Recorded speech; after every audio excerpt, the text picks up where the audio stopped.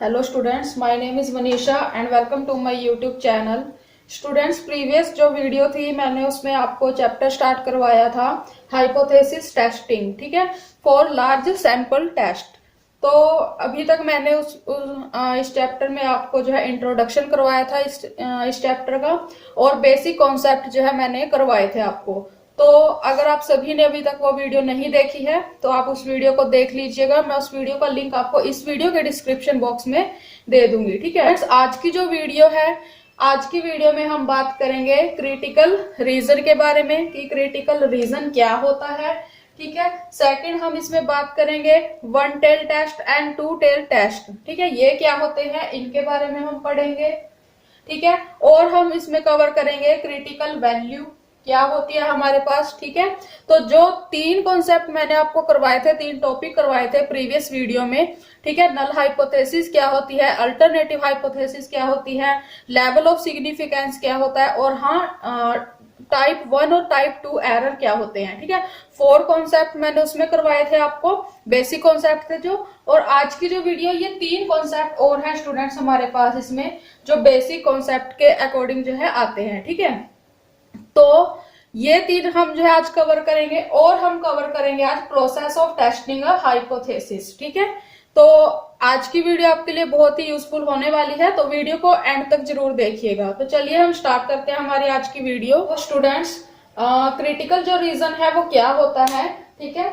Critical reason को rejection reason भी हम बोलते हैं, कि क्रिटिकल रीजन जो है हमारा उसको रिजेक्शन रीजन भी बोलते हैं। अब यहाँ पे रीजन का मतलब क्या है, रीजन का यहाँ पे मतलब है एरिया। हाँ जी, रीजन का जो यहाँ पे मतलब है एरिया, आप इसको क्रिटिकल एरिया भी बोल सकते हो, ठीक है। और सेकंड, इसमें पॉइंट क्या है कि क्रिटिकल रीजन क्या है हमारे पास होता है कि स्टैंडर्ड नॉर्मल कर्व का वो एरिया, ठीक है, स्टैंडर्ड नॉर्मल कर्व का वो एरिया जिसका रिलेशन जो है, जिसका रिलेशन किससे होता है, प्री डिटरमाइंड सिग्निफिकेंस लेवल से, ठीक है, प्री डिटरमाइंड सिग्निफिकेंस लेवल से जिसका रिलेशन होता है वो होता है हमारे पास क्रिटिकल रीजन, ठीक है।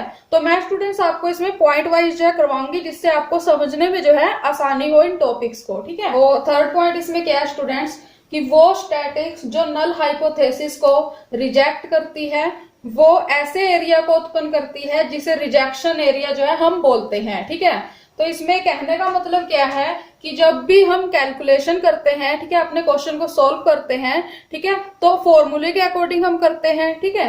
तो जो भी हम टेस्टिंग करते हैं, जो भी कैलकुलेशन करते हैं, अगर उसमें नल हाइपोथेसिस जो है रिजेक्ट हो जाती है, ठीक है, अगर ध्यान से सुनना, अगर उसमें कैलकुलेशन के बाद नल हाइपोथेसिस जो है, ठीक है, जो नल हाइपोथेसिस है अगर वो रिजेक्ट हो जाती है, ठीक है, तो वो कैसे एरिया को उत्पन्न करेगी, ठीक है, वो ऐसा एरिया देगी हमें जिसको हम रिजेक्शन एरिया बोलते हैं, ठीक है, जिसको हम क्या बोलेंगे, रिजेक्शन एरिया बोलेंगे। मतलब कि जब नल हाइपोथेसिस जो है हमारी रिजेक्ट हो जाती है तब हमें मिलता है रिजेक्शन एरिया, ठीक है, सिंपल इसका मीनिंग यही है।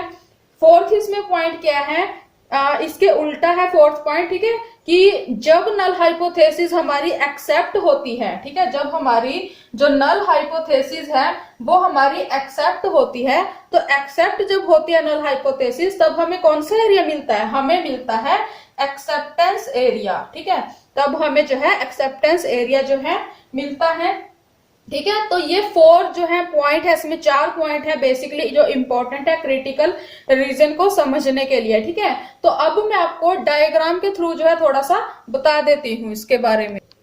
तो स्टूडेंट्स, डायग्राम के थ्रू आप देखिए, जो ये डायग्राम है इसमें हमारे पास एक यहाँ पे वैल्यू दी होती है, ठीक है ना, एक हमारे पास यहाँ पे वैल्यू दी होती है, ठीक है।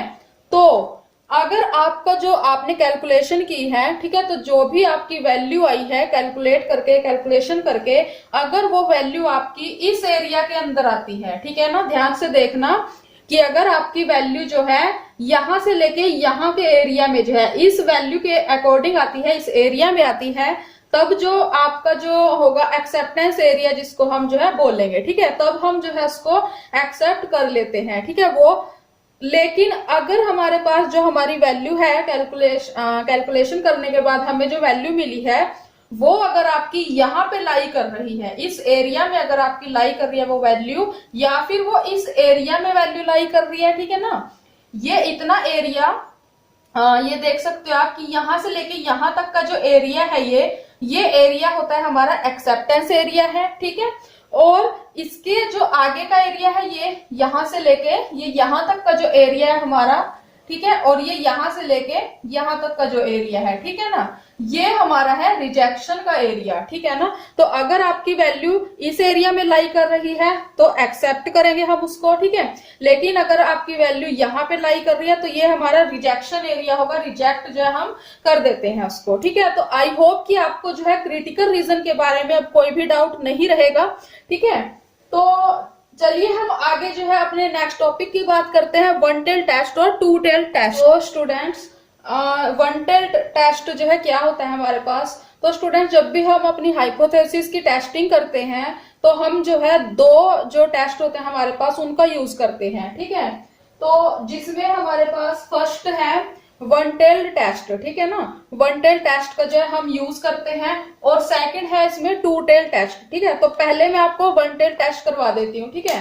तो फर्स्ट पॉइंट इसमें आपको क्या दिया गया है कि हाइपोथेसिस टेस्टिंग में जो है इसको यूज किया जाता है, ठीक है ना। जैसा मैंने आपको अभी बताया कि जब हम हाइपोथेसिस की टेस्टिंग करते हैं उस टाइम पे हम इसका टेस्ट का जो है हम इसका यूज करते हैं, ठीक है। तो फर्स्ट पॉइंट इसमें ये है।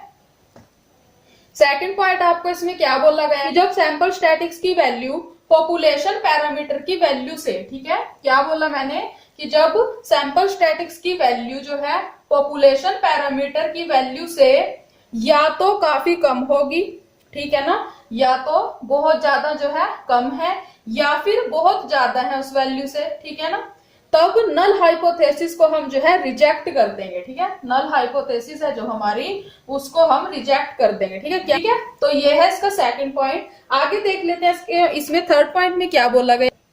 तो स्टूडेंट्स आगे जो इसका थर्ड पॉइंट है वन टेल टेस्ट में वो क्या है, टाइप्स दे रखे हैं वन टेल टेस्ट के, ठीक है। वन टेल टेस्ट जो है वो दो टाइप का होता है, कौन कौन सा, फर्स्ट है राइट टेल टेस्ट और सेकंड क्या है लेफ्ट टेल्ड टेस्ट, ठीक है। तो दो टाइप का जो है हमारे पास वन टेल टेस्ट होता है। और फोर्थ पॉइंट इसमें क्या बोला गया है कि वन टेल टेस्ट में जो रिजेक्शन एरिया है, ठीक है, वन टेल टेस्ट में जो रिजेक्शन एरिया है वो सिर्फ एक साइड पर होता है, ठीक है। ध्यान से सुनना, मैंने क्या बोला कि वन टेल टेस्ट में जो रिजेक्शन एरिया है वो सिर्फ एक साइड पे होगा, जो मैंने अभी आपको डायग्राम करवाया था, ठीक है। तो अगर आपने वो ध्यान से देखा होगा तो आपको पता होगा कि जो रिजेक्शन जो एरिया है वो कहाँ पे होता है, ठीक है, दोनों साइड में होता है, ठीक है, टू टेल टेस्ट में होता है। लेकिन वो तो जो हमारे पास इसमें वन टेल टेस्ट में जो रिजेक्शन एरिया है वो हमारा होगा ओनली वन साइड होगा, ठीक है, एक साइड पर ही होगा, या तो वो होगा राइट साइड में या फिर वो होगा लेफ्ट साइड में, ठीक है। तो आगे चलिए मैं आपको दिखा देती हूँ। तो ये है स्टूडेंट्स हमारा वन टेल टेस्ट में जो हमारे पास दो टेस्ट का हम जिसमें यूज करते थे राइट टेल टेस्ट और लेफ्ट टेल टेस्ट, ठीक है, दो टाइप का होता है वन टेल टेस्ट हमारा। तो राइट टेल टेस्ट में इसमें मैंने आपको क्या बोला था वन टेल टेस्ट में कि इसमें जो है जो हमारा रिजेक्शन एरिया होता है वो सिर्फ एक साइड पे होता है, ठीक है। तो अब वही जो है मैंने आपको डायग्राम के थ्रू जो है समझाने की कोशिश की है, ठीक है। तो आप देख सकते हो कि ये राइट टेल टेस्ट का जो है डायग्राम है, तो इसके आप थ्रू जो है समझने की कोशिश करो अब कि जब हमारी वैल्यू जो है, जो हमने कैलकुलेशन करने के बाद हमारी जो वैल्यू आई, अगर वो वैल्यू हमारी इस एरिया के अंदर हुई, ठीक है ना, इस इतने एरिया के अंदर हुई, तो ये हमारा एक्सेप्टेंस एरिया होगा, हम उस वैल्यू को जो है एक्सेप्ट कर सकते हैं, अपनी हाइपोथेसिस को जो है एक्सेप्ट कर सकते हैं, ठीक है। लेकिन अगर हमारी वैल्यू जो है यहां से इस एरिया से जो है बाहर आई, ठीक है ना, इस एरिया से बाहर अगर हमारी वैल्यू लाई करती है तो ये हमारा होता है रिजेक्शन एरिया, ठीक है। तो मैंने आपको बोला था कि इसमें सिर्फ एक साइड पे ही रिजेक्शन एरिया होता है, चाहे फिर वो लेफ्ट साइड हो या फिर वो राइट साइड हो हमारा, ठीक है। तो आई होप कि आपको जो है वन टेल टेस्ट जो है अच्छे से समझ आ गया होगा। तो चलिए आगे मैं आपको टू टेल टेस्ट के बारे में जो है करवाती हूँ। तो ये है स्टूडेंट्स हमारे पास टू टेल टेस्ट, ठीक है। तो टू टेल टेस्ट का हम यूज करते हैं हाइपोथेसिस टेस्टिंग में, ठीक है। मैंने आपको पहले ही बता दिया कि वन टेल टेस्ट और टू टेल टेस्ट का यूज जो है हम हाइपोथेसिस टेस्टिंग में करते हैं, ठीक है। तो अब एक पॉइंट और इसमें सेम है, ठीक है, ये दोनों पॉइंट जो है फर्स्ट और थर्ड ये सेम ही है वन टेल टेस्ट की तरह, ठीक है। तो फर्स्ट पॉइंट भी इसका सेम है जो मैंने वन टेल टेस्ट में आपको बताया था कि अगर सैंपल स्टैटिक्स की वैल्यू जो है पॉपुलेशन पैरामीटर की वैल्यू से जो है यहाँ पे पॉपुलेशन पैरामीटर की वैल्यू आएगा, ठीक है। तो आप देख लीजिए, ठीक है, कि पॉपुलेशन पैरामीटर की वैल्यू से काफी कम या काफी ज्यादा हो अगर, तो नल हाइपोथेसिस को हम जो है क्या कर देते हैं, रिजेक्ट कर देते हैं इसमें, ठीक है। और अब सबसे इंपॉर्टेंट पॉइंट इसमें क्या है कि जो टू टेल टेस्ट है उसमें जो रिजेक्शन एरिया होता है वो नॉर्मल कर्व के जो है दोनों साइड पे होता है, ठीक है। वन टेल टेस्ट में जो रिजेक्शन एरिया था सिर्फ एक साइड पे होता था, और यहाँ पे जो है नाम से ही पता चल रहा है टू टेल टेस्ट है, तो इसमें जो रिजेक्शन एरिया होता है नॉर्मल कर्व के वो दोनों साइड पे होता है, ठीक है। तो वो कैसे होता है चलिए मैं आपको दिखा देती हूँ डायग्राम के थ्रू। तो ये है स्टूडेंट्स टू टेल टेस्ट का डायग्राम, ठीक है। तो इसमें आप देख सकते हो साफ साफ इसमें आपको पता चल रहा है कि अगर आपकी वैल्यू यहाँ पे आएगी, ठीक है, तो आप जो है एक्सेप्ट कर सकते हो, एक्सेप्टेंस एरिया आपका होगा। लेकिन अगर आपकी वैल्यू जो है क्वेश्चन की वो यहाँ पे लाई करेगी अगर, या फिर यहाँ पे लाई करेगी, ठीक है ना, तो ये हमारा रिजेक्शन एरिया होगा, ठीक है। तो टू टेल टेस्ट में हमारे पास जो रिजेक्शन एरिया है वो दोनों साइड जो है होता है नॉर्मल कर्व के, ठीक है। तो अभी चलिए मैं आपको करवाती हूँ क्रिटिकल वैल्यू क्या होती है। तो ये है स्टूडेंट्स क्रिटिकल वैल्यू के बारे में इंपॉर्टेंट 3 पॉइंट, ठीक है, जिसके थ्रू आपको जो है ये आसानी से समझ आ जाएगा। तो क्रिटिकल वैल्यू हमारे पास क्या होती है, ये ऐसी वैल्यूज होती हैं जिनके बेस पर जो है हम हाइपोथेसिस को अपनी या तो एक्सेप्ट करते हैं या फिर हम उसको क्या करते हैं, रिजेक्ट करते हैं, ठीक है। तो फर्स्ट पॉइंट यही है। सेकंड पॉइंट क्या है कि अगर हाइपोथेसिस टेस्टिंग के लिए हम टू टेल टेस्ट का यूज कर रहे हैं, टू टेल टेस्ट का यूज कर रहे हैं और 5% सिग्निफिकेंस लेवल का अगर हम यूज कर रहे हैं, तो जो हमारी क्रिटिकल वैल्यू होगी वो कितनी होगी, 1.96 होगी, ठीक है। इसी के उल्टा थर्ड पॉइंट है कि अगर हम हाइपोथेसिस टेस्टिंग के लिए टू टेल टेस्ट का यूज कर रहे हैं और यहाँ पे 5% की जगह 1% का अगर हम यूज कर रहे हैं, अगर हम 1% सिग्निफिकेंस लेवल का यूज कर रहे हैं, तब जो हमारी क्रिटिकल वैल्यू होगी वो होगी हमारी 2.58, ठीक है, 2.58 होगी। तो आपको जो है डायग्राम जो है ध्यान होगा, ठीक है, वहां पे अगर हमारी जो वैल्यू है 2.58 जो हमारा एक्सेप्टेंस एरिया है, जैसे कि मैंने आपको यहाँ पे ऐसा कुछ डायग्राम बताया था, ठीक है। तो अगर जो हमारी वैल्यू यहाँ पे 2.58 है तो इसका मतलब यही है कि जो हमारा एरिया होगा, ठीक है, जो हमारा एरिया होगा अगर आपकी वैल्यू यहाँ पे लाई कर रही है इस एरिया के अंदर, तो एक्सेप्ट कर लोगे आप अपनी हाइपोथेसिस को। लेकिन अगर जो वैल्यू जो आपकी यहाँ पे लाई कर रही है या फिर इस साइड पे लाई कर रही है, तो वो जो है आपका रिजेक्शन एरिया होगा, ठीक है। ये है स्टूडेंट्स हमारा आज का लास्ट टॉपिक, ठीक है, process of testing a hypothesis. तो सबसे पहले आप क्वेश्चन को करने के लिए क्या करोगे, सबसे पहले आप नल हाइपोथेसिस को सेट करोगे, ठीक है, नल हाइपोथेसिस को। उसके बाद आप क्या सेट करोगे, अल्टरनेटिव हाइपोथेसिस को, ठीक है। सेकंड इसका पॉइंट यही है। थर्ड आप क्या डिसाइड करोगे, इसमें टेस्ट डिसाइड करोगे कि आप कौन से टेस्ट का यूज करोगे, वन टेल टेस्ट का यूज करोगे, टू टेल टेस्ट का यूज करोगे, टी टेस्ट का करोगे, एफ टेस्ट का करोगे, किसका यूज करोगे, ठीक है। फोर्थ हम इसमें क्या पॉइंट देखते हैं, क्या हम प्रोसेस में करते हैं, डूइंग इंपॉर्टेंट कैलकुलेशन। अब हमने डिसाइड कर लिया कि हम किस टेस्ट का यूज करेंगे, तो उसके बाद हम जो है कैलकुलेशंस करेंगे एंड लास्ट में जो है हम जो है डिसीजन लेंगे अपना, ठीक है।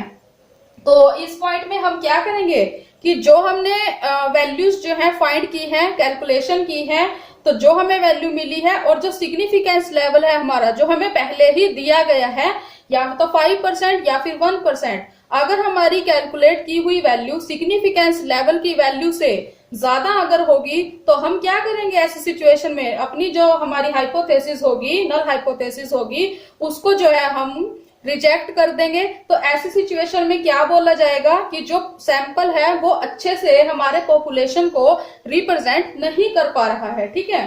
तो यही है स्टूडेंट्स इसकी प्रोसेस, ठीक है। तो आई होप कि आप जो है इसको एग्जाम में जो है आप अच्छे से करके आ सकते हो, क्योंकि आपको पता है नल हाइपोथेसिस क्या होती है, अल्टरनेटिव हाइपोथेसिस क्या होती है। ठीक है, तो मैंने जो है आपको बहुत अच्छे से जो है ये कवर करवा दिया है।